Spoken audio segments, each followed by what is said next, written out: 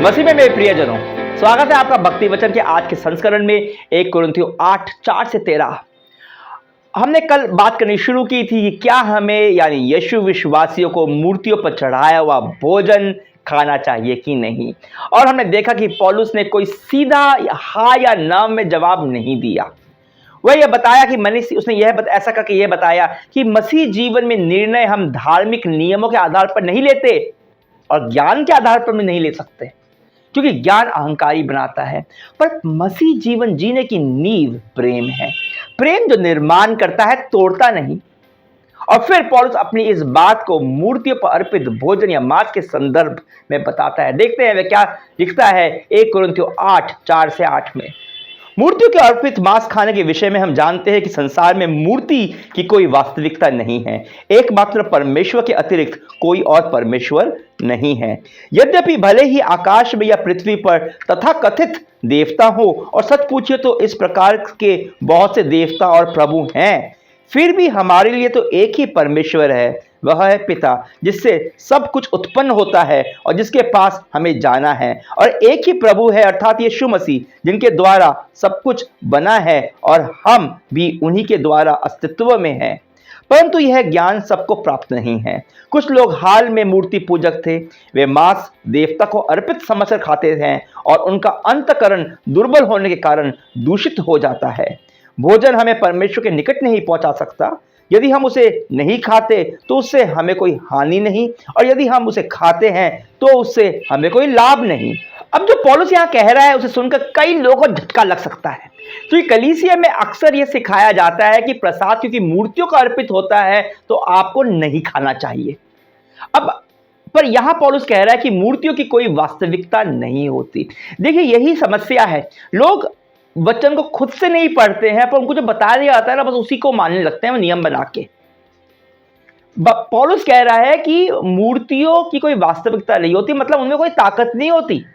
वे मनुष्य की बनाई हुई जड़ वस्तुएं मात्र हैं, काल्पनिक हैं। मूर्तियां कोई ईश्वर नहीं है। एकमात्र परमेश्वर को छोड़ कोई परमेश्वर है ही नहीं। 5 आयत में वह कहता है कि आकाश और पृथ्वी पर तथाकथित देवी देवता हो सकते हैं, और फिर वह कहता है सच पूछिए तो इस प्रकार के बहुत से देवता और प्रभु है भी। हमारे देश में ही देख लीजिए, देवी देवताओं की और प्रभुओं की लंबी कतार है।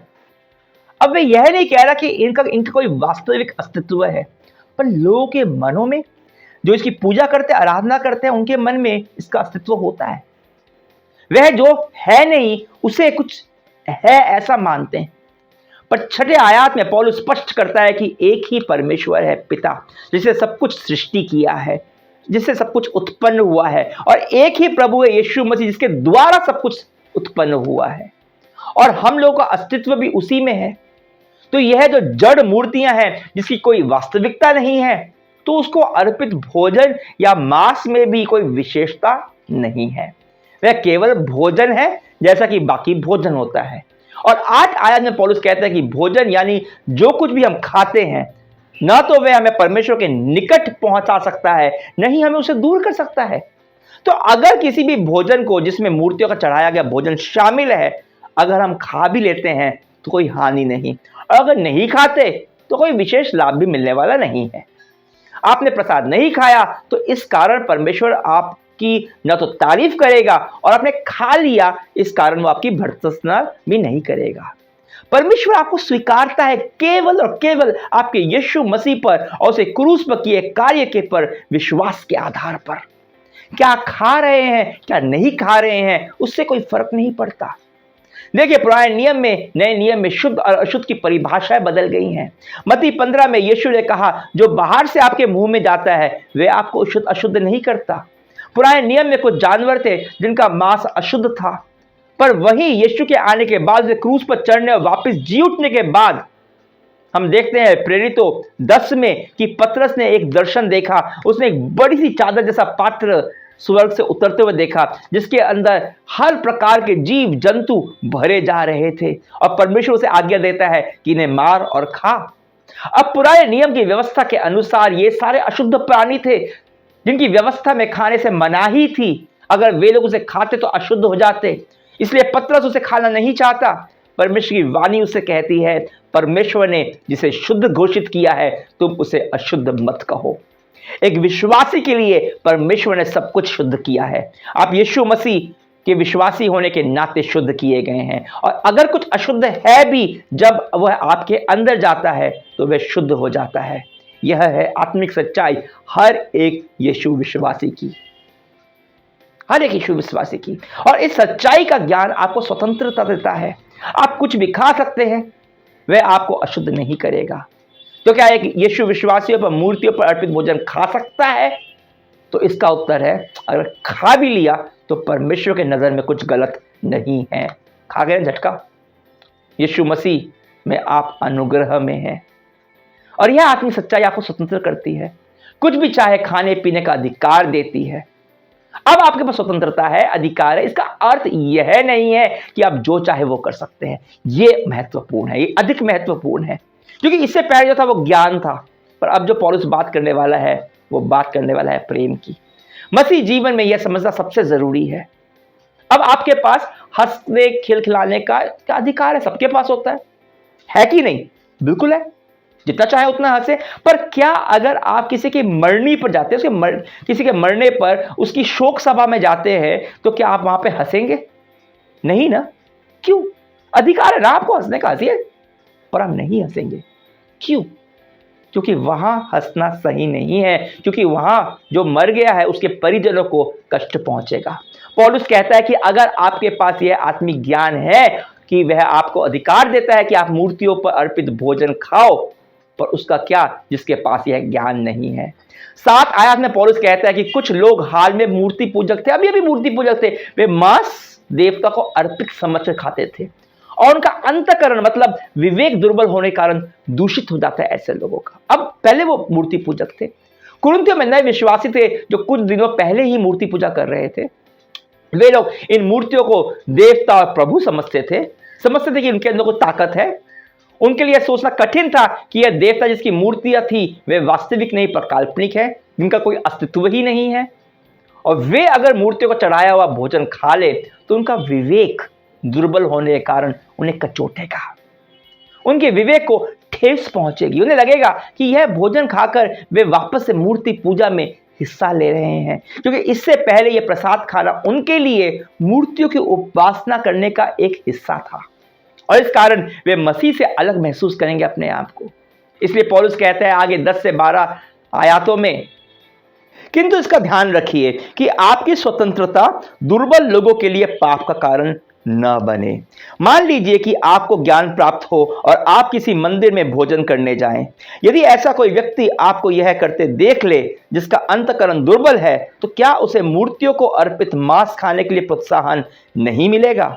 इस तरह आपके ज्ञान के कारण उस दुर्बल भाई अथवा बहन का विनाश हो जाता है जिसके लिए मसीह मरे। भाइयों और बहनों के विरुद्ध इस प्रकार पाप करने से और उनके दुर्बल अंतःकरण को ठेस पहुंचाने से आप मसीह के विरुद्ध पाप करते हैं। पौलुस ने अभी तक 2 बातें स्पष्ट की। एक तो मूर्तियों वाले देवताओं का कोई अस्तित्व नहीं है, और खाना कोई सा भी हो, अच्छा या बुरा, चाहे वह फिर मूर्तियों को ही पे अर्पित क्यों ना हो, उससे कुछ नहीं होता। और जिसका अंतःकरण इस ज्ञान के कारण बलवान होता है उसके लिए पाप नहीं है। पर पौलुस जो यह इन आयतों में बता रहा है वह यह है कि परमेश्वर के लिए जरूरी है कि आप जो कुछ भी खाएं वह आप शुद्ध विवेक के साथ खाएं। तो जिसका विवेक दुर्बल है वह अगर कुछ भी करता है बिना आश्वस्त हुए कि परमेश्वर इसकी मंजूरी देता है, तो वह अपने आप में उसके लिए पाप बन जाता है, चाहे वह काम अन्यथा गलत ना हो। यह हमारे विश्वासी जीवन में नैतिकता का सबसे महत्वपूर्ण पहलू है जिसे सावधानी से समझना चाहिए। तो अगर कोई विवेक से दुर्बल विश्वासी आपकी स्वतंत्रता को देख प्रोत्साहित होकर मूर्तियों को अर्पित भोजन खा लेता है, तो उसका विवेक, उसका अंतःकरण उसे बाद में कचोटता है। हाय, कहीं मैंने गलती तो नहीं कर दी? क्या परमेश्वर मुझे नाराज तो नहीं होंगे? और इस कारण उसका परमेश्वर के साथ से संबंध बिगड़ता है। वे परमेश्वर सम्मुख एक आत्मविश्वास के साथ नहीं जा पाता। वे व्यक्ति जिसके लिए मसीह मरा वह अपने आपके कारण ठोकर खा जाता है, ठेस खा जाता है।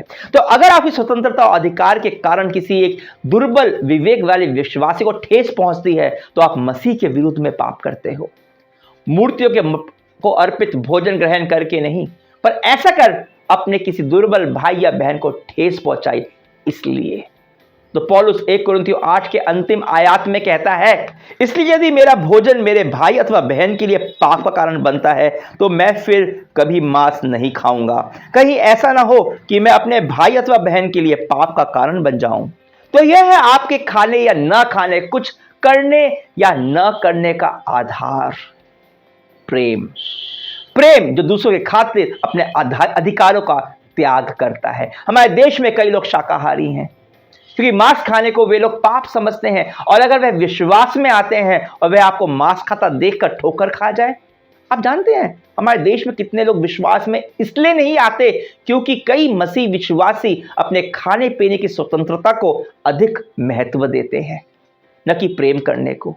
पौलुस कहता है कि मैं मसीह में अपने अधिकार का, अपनी स्वतंत्रता का त्याग करने के लिए तैयार हूं। मैं फिर कभी मांस नहीं खाऊंगा कि कहीं मैं अपने भाई या बहन के लिए पाप का कारण ना बन जाऊं। तो मूर्तियों को अर्पित भोजन खाना सही है कि नहीं, इसका उत्तर किसी धार्मिक नियम पर आधारित नहीं है, पर यह प्रेम पर आधारित है। हम आगे देखेंगे मसीह में आपकी कुछ भी खाने पीने की स्वतंत्रता कैसे आपकी सेवा में काम में आती है, कैसे आपको उन मित्रों और रिश्तेदारों को प्रेम दिखाने और रिश्ते बनाए रखने में मदद करती है जो अभी तक विश्वास में नहीं आए हैं। मूर्तियों को अर्पित भोजन पर चर्चा अभी शुरू हुई है, खत्म नहीं हुई है। इस बारे में पौलुस 9 और 10 अध्याय में भी बात करने वाला है। तो कल हम 1 कुरिन्थियों 9 अध्याय में जाएंगे और देखेंगे कैसे पौलुस खुद के उदाहरण से हमें समझा रहा है कि प्रेम अधिकार से अधिक महत्वपूर्ण होता है। तो आज का संदेश आपको कैसा लगा कमेंट्स में लिखकर मेरे को बताइए, लाइक कीजिए, शेयर कीजिए। तो फिर मिलते हैं कल को 1 कुरिन्थियों 9 के पहले भाग के साथ। परमेश्वर की महिमा हो।